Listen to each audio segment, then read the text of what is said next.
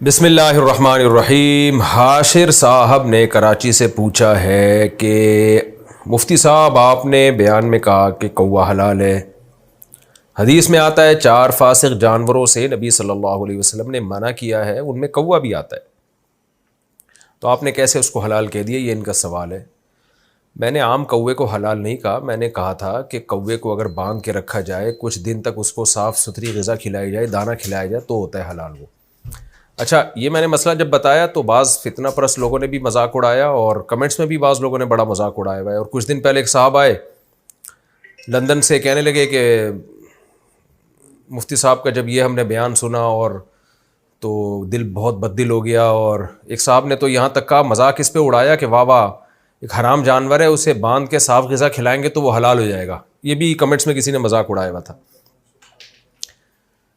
تو پہلی بات تو یہ کہ جس حدیث میں کوے کو حرام کہا، وہ فاسق کہا گیا ہے نا، فاسق، تو اس میں صحیح مسلم کے پورے الفاظ ہیں الابقا، پوری جو روایت ہے اس میں وہ غراب جو الابقا ہو، اور ابقا اس غراب کو کہتے ہیں کہ الذی فی ظہرہ او بطنہ بیاض، جس کے پیٹ کی طرف یا پشت کی طرف سفیدی ہو، وہ گندگی کھاتا تھا۔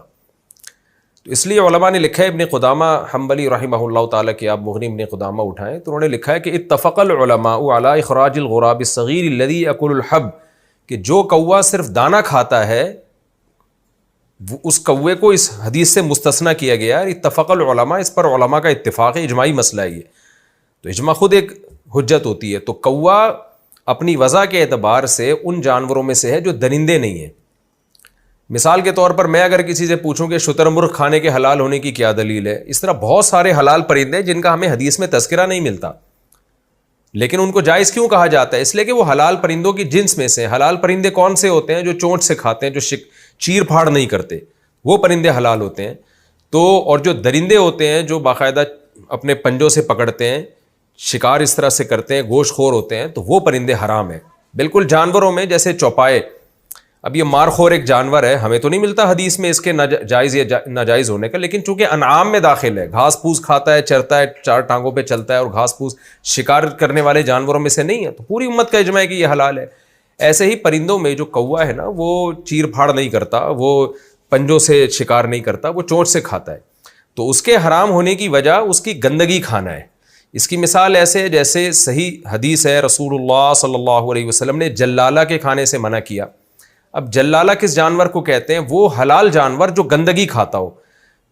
تو جیسے گائے ہے یا مرغی ہے، اگر یہ مرغی بھی بہت زیادہ گند میں منہ مارنے لگے تو یہ کھانا بھی جائز نہیں ہے، اور اس کی علامت ہے کہ اس کی گوشت میں اسمیل پیدا ہو جائے۔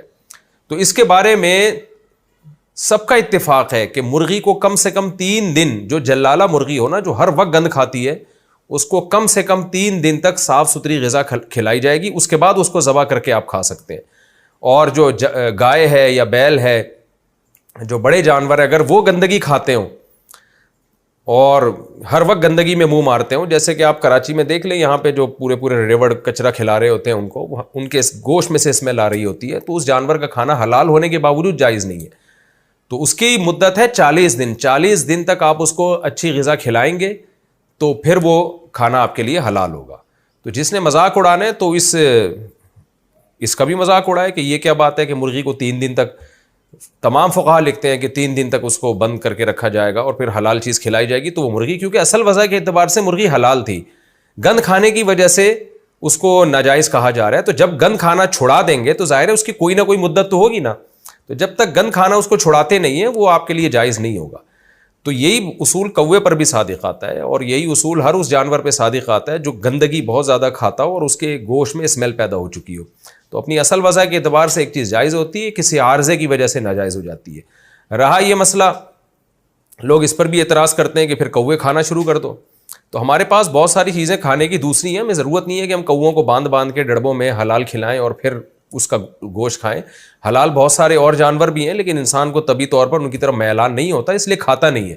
وہ آپ بتائیں، طوطا بھی کھانا حلال ہے، طوطے کے ناجائز ہونے کی ہمارے پاس کوئی دلیل نہیں ہے، لیکن کبھی کسی کو دیکھا آپ نے طوطے کی بریانی پکا کے کھا رہا ہو یا طوطے بنا کے کھا رہا ہو؟ کوئی بھی نہیں کھاتا، اس لیے کہ عام طور پر ان چیزوں کا رواج نہیں ہے۔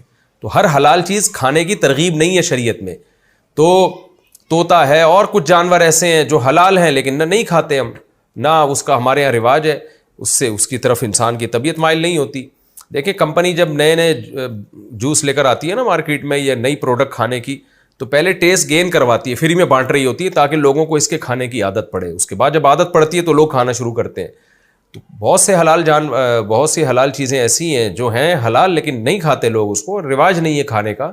تو یہ کوا بھی ایسے ہی ہے. ویسے بھی کوا اتنے گند بلا کھا رہا ہوتا ہے کہ اس کا ویسے بھی ہمارے معاشرے میں رواج نہیں، اور نہ ہی ہو تو اچھا ہے، کیونکہ کوے کو آپ افورڈ نہیں کر سکتے. کوا ماریں گے پوری قوم آپ کے پیچھے پڑ جائے گی کووں کی.